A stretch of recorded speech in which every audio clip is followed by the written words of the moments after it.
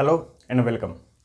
आज का हमारा डिस्कशन होगा molecularity and order of the reaction क्या होती हैं और जो रेट लॉ है उसमें इसका यूज कैसे है। ठीक है, इसको समझने के लिए सबसे पहले हमको रिएक्शन का क्लासिफिकेशन करना होगा। रिएक्शन को दो पार्ट में बांटना होगा। आप जानते हैं कोई भी क्लासिफिकेशन अगर हम करते हैं तो उसका बेसिस होता है। ये जो क्लासिफिकेशन है इसका बेसिस है कि रिएक्शन में कितने स्टेप्स इन्वॉल्व हैं।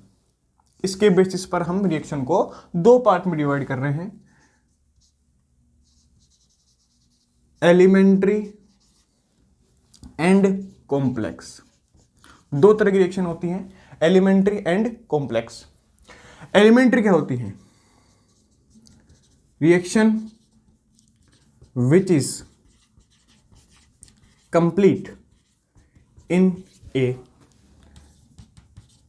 Single step. ऐसी रिएक्शन जो एक ही स्टेप में कंप्लीट हो जाएगी, ठीक है, उसको हम क्या बोलेंगे? Elementary reaction. ठीक है, जैसे मान लो ए से बी कोई रिएक्शन है, ए से बी कोई प्रोसेस है, तो ये प्रोसेस क्या हुआ? एक ही स्टेप में कंप्लीट हो गया। ठीक है, तो हम क्या कहेंगे? ये एलिमेंट्री कैटेगरी में आएगा। कॉम्प्लेक्स क्या होगा? कॉम्प्लेक्स को हम बोलेंगे reaction which is complete in more than one step. ऐसी रिएक्शन जो एक से ज्यादा स्टेप में कंप्लीट होगी, ठीक है, उसको हम क्या बोलेंगे? कॉम्प्लेक्स। जैसे सेम एग्जांपल लेते हैं, कोई रिएक्शन दिखने में आपको दिख रही है ए टू बी, एक स्टेप दिख रहा है, लेकिन हो सकता है इसकी मैकेनिज्म में एक स्टेप ना हो, इसकी मैकेनिज्म कुछ अलग हो। इसमें तो एक स्टेप था बस। इसमें हो सकता है पहले ये जो ए है ये कन्वर्ट हुआ होगा किसी सी में, उसके बाद ये जो सी है ये फर्दर डिकम्पोज हुआ होगा किसमें? बी में। तो जब आप इन दोनों रिएक्शन का सम करेंगे, जब इनको जोड़ेंगे, तो आपको पता है सी से सी कैंसिल हो जाएगा, क्योंकि जो सेम जो भी आपके पास में रिएक्टेंट प्रोडक्ट होते हैं, ठीक है, वो क्या होते हैं? कैंसिल हो जाते हैं। जब दो रिएक्शन का आप जोड़ोगे, अगर वो अपोजिट साइड है तो जोड़ने पर क्या होता है? कैंसिल हो जाते हैं। ठीक है, तो जो सी है सी से सी कैंसिल हो गया। तो देखो ये रिएक्शन क्या बन रही है? ए टू बी, यही रिएक्शन बन रही है सम करने पर। ठीक है, तो देखो ये जो ए से बी प्रोसेस था इसमें दो स्टेप्स इन्वॉल्व हैं, तो ऐसी रिएक्शन क्या बोलेंगे? Complex reaction. ठीक है, कुल मिला के बात ये है, अगर कोई भी रिएक्शन एक स्टेप में कंप्लीट हो जाए तो एलिमेंट्री है, एक से ज्यादा स्टेप लग रहे हैं तो वो क्या है? कॉम्प्लेक्स है। जैसे ए से बी है तो पहले ए से सी बना, फिर सी डिकम्पोज किसमें हो गया? बी में। ओवरऑल रिएक्शन ये भी ए से बी है लेकिन दो स्टेप में हो रही है। ठीक है, तो इसको हम क्या बोलेंगे? Complex reaction. थोड़ा कॉम्प्लेक्स रिएक्शन को हमको और समझना है। देखो इसमें कुछ टर्म्स हैं जो रेट को डिफाइन करने के लिए हमारे काम आएंगे। देखो जैसे कॉम्प्लेक्स रिएक्शन में ऐसे मैं एग्जांपल ले रहा हूं, जैसे ए से बी। ठीक है, फिर से देख लें इसको। ए से बी है, मैं मान रहा हूं जो ए है पहले मान लो ये किसी में कन्वर्ट हुआ होगा सी में, फिर जो सी है ये फर्दर डिकम्पोज हुआ किसमें? बी में। ठीक है, तो इस रिएक्शन की मैकेनिज्म दे रखी है आपको। ये जो रिएक्शन है ए से बी ये दो स्टेप में हो रही है, ये स्टेप फर्स्ट है और ये स्टेप सेकंड। मैं आगे लिख देता हूं। ठीक है, ये आपका स्टेप फर्स्ट, ये आपका स्टेप सेकंड। अब आपको पता है जो ए से बी दो स्टेप में हो रही है, तो ऐसा कोई जरूरी नहीं है कि इन दोनों स्टेप की जो रेट है वो सेम होगी, वो अलग हो सकती हैं। यानी एक रिएक्शन फास्ट होगी और एक रिएक्शन क्या होगी? स्लो होगी। हो सकता है स्टेप फर्स्ट फास्ट हो, ये स्लो हो सकता है स्टेप फर्स्ट स्लो हो, स्टेप सेकंड क्या हो? फास्ट हो। ऐसा कुछ भी हो सकता है। आपको ये देख के नहीं बता सकते कि कौन सा स्टेप फास्ट है कौन सा स्टेप स्लो है। देखो मैं मान लेता हूं कि जो पहला स्टेप है वो क्या है? स्लो है। पहला स्टेप स्लो है और दूसरा स्टेप क्या है? फास्ट है। ये दिया है आपको, बता दिया मैंने। ठीक है, फर्स्ट स्टेप स्लो है, सेकंड स्टेप क्या है? फास्ट है। अब देखो ए से बी की रेट देखोगे तो आपको ये पता है ए से सी स्लो स्टेप है, सी से बी फास्ट स्टेप है। इसका मतलब इस पूरे प्रोसेस को होने में जो मैक्सिमम टाइम लगेगा वो स्लो स्टेप को होने में लगेगा, क्योंकि फास्ट स्टेप तो इतने फास्ट होते हैं कि ये एक सेकंड के कुछ फ्रैक्शन में ही कंप्लीट हो जाते हैं। ठीक है, तो जो मैक्सिमम टाइम हो किसमें लगेगा? आपको ए को सी में कन्वर्ट होने में, जो कि स्टेप कौन सा है? स्लो।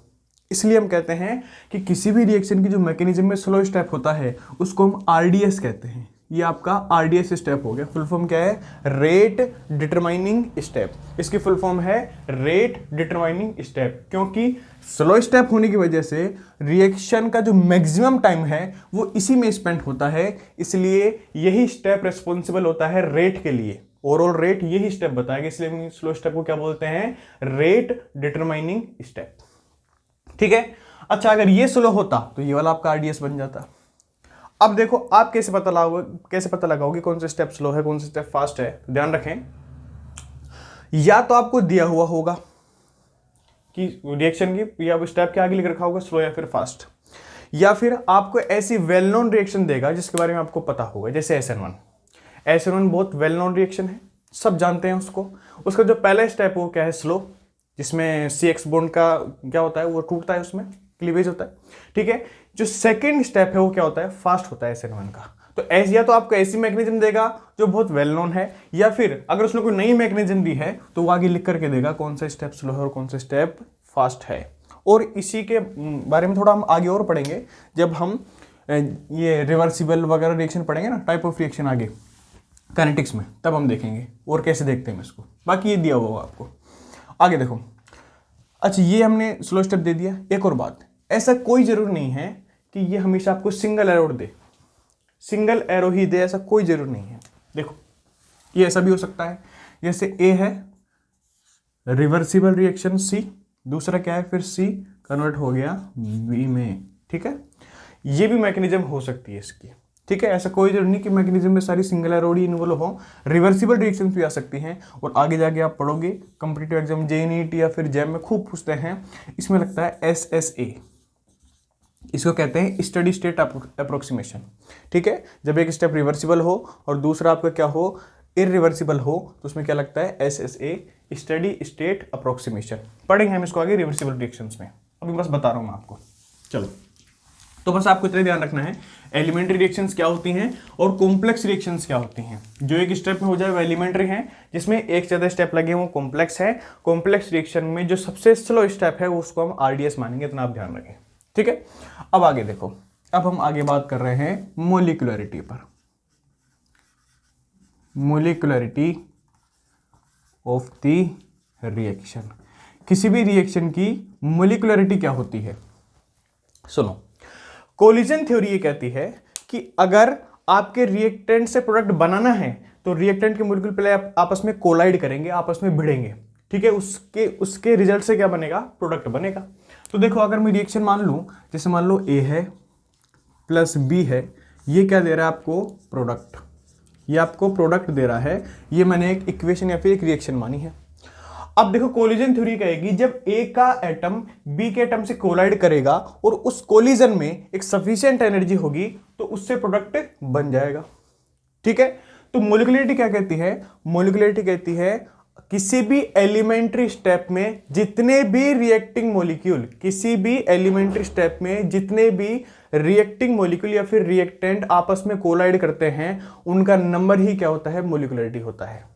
देखो मैंने क्या बोला, रिएक्शन आपके एलिमेंट्री होनी चाहिए, उसमें जितने भी रिएक्टेंट मॉलिक्यूल आपस में कोलाइड कर रहे हैं उनका नंबर क्या होता है, उनका नंबर मोलिकुलरिटी होती है। जैसे अगर मैंने कह दिया कि ये स्टेप एक एलिमेंट्री है, ठीक है, ये स्टेप क्या है, एक एलिमेंट्री है, तो इसमें कितने रिएक्टेंट मॉलिक्यूल है जो आपस में कोलाइड करेंगे, A और B, तो एक इसका और एक इसका, तो इसकी जो मोलिकुलरिटी M कितनी हो जाएगी, 2 हो जाएगी।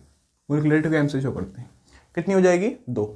सेम ऐसी रिएक्शन मान लो आपको दे दे 2A प्लस B और आप ये बना रहा है प्रोडक्ट, आपको कह दे कि इसकी मोलिकुलरिटी बताओ। ठीक है, आपको ये भी कह रखा है कि एक सिंगल स्टेप में हो रही है या फिर एक एलिमेंट्री रिएक्शन है, तो देख लो कितने रिएक्टेंट हैं, 2 तो A के हैं और 1 B का है, तो इसकी जो मोलिकुलरिटी है वो कितनी हो जाएगी, 3। ठीक है, तो मोलिकुलरिटी बहुत आसान है, किसी भी एलिमेंट्री स्टेप रिएक्शन में जितने भी रिएक्टेंट मॉलिक्यूल पार्टिसिपेट कर रहे हैं वही क्या होती है, उसकी मोलिकुलरिटी होती है।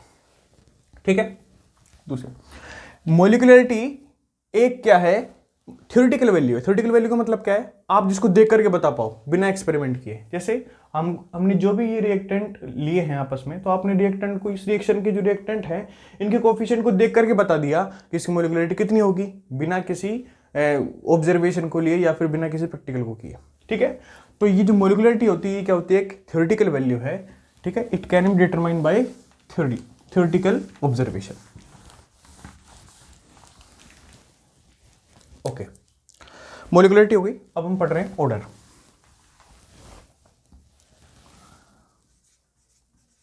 Order of the reaction.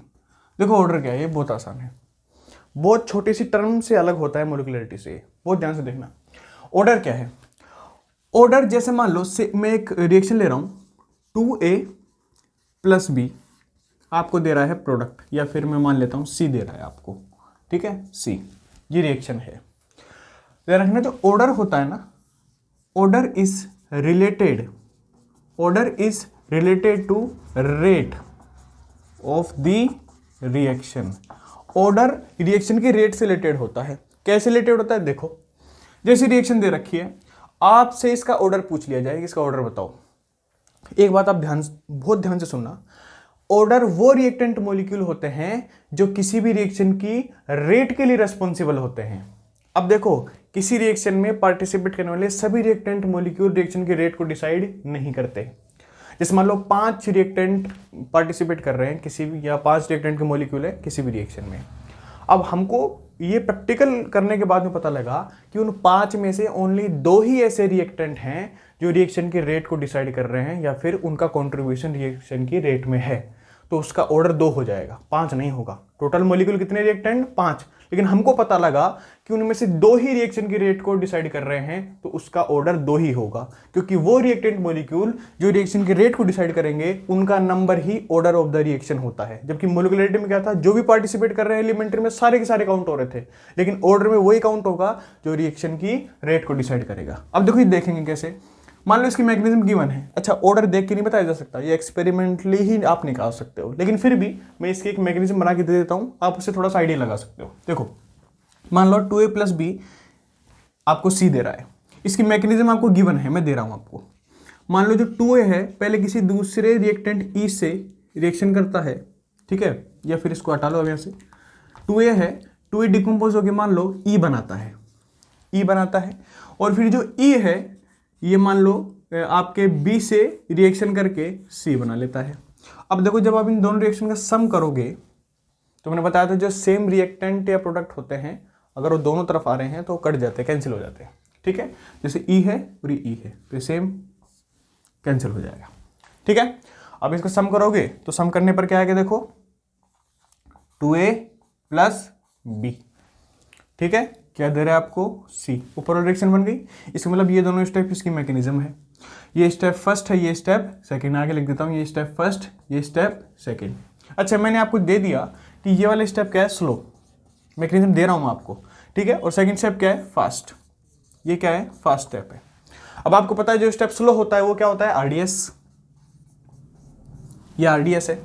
अब ध्यान से देखना, RDS का मतलब क्या है कि ये स्टेप इस रिएक्शन की रेट के लिए रिस्पॉन्सिबल होगा। इसका मतलब इस स्टेप में जो भी रिएक्टेंट इन्वॉल्व होंगे ओनली वो ही रिएक्शन की रेट को डिसाइड करेंगे। इसका मतलब देखो RDS में कौन से रिएक्टेंट आ रहे हैं, ओनली 2A।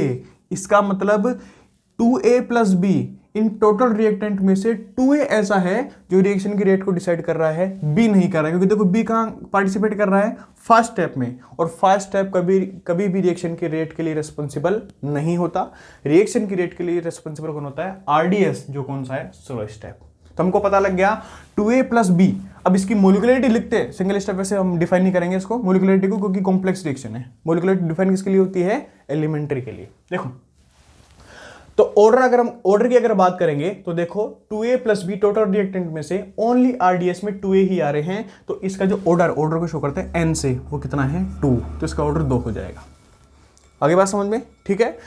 तो कॉम्प्लेक्स रिएक्शन में अगर एक चीज ध्यान रखें, RDS स्टेप में जो भी रिएक्टेंट मॉलिक्यूल आ रहे हैं, इसका मतलब RDS स्टेप रेट को डिटरमाइन कर रहा है, और उस स्टेप में जो भी रिएक्टेंट मॉलिक्यूल आ रहे हैं वो भी रेट को डिसाइड करेंगे, तो हम कह देंगे कि उनका नंबर क्या होगा, ऑर्डर के बराबर होगा, ठीक है। बहुत जनरल टर्म में बात की है, आगे जा करके हम थोड़ा सा और डिस्कस करेंगे इसको, कैसे रेट निकाली जाती है, ठीक है, कैसे ये ऑर्डर जो है रेट में कैसे मतलब पार्टिसिपेट करेगा, ठीक है। जो ऑर्डर है उसको निकालने के क्या क्या मेथड्स हैं, ठीक है, मैकेनिज्म कैसे बनाएंगे, ये सब हम आगे देखेंगे, ठीक है। तो आज मेरा बस ये कहना था कि एलिमेंट्री और कॉम्प्लेक्स रिएक्शंस क्या होती हैं, और मोलिकुलरिटी और ऑर्डर को हम किस तरह से डिफाइन करते हैं, इतना बस आपको पता होना चाहिए।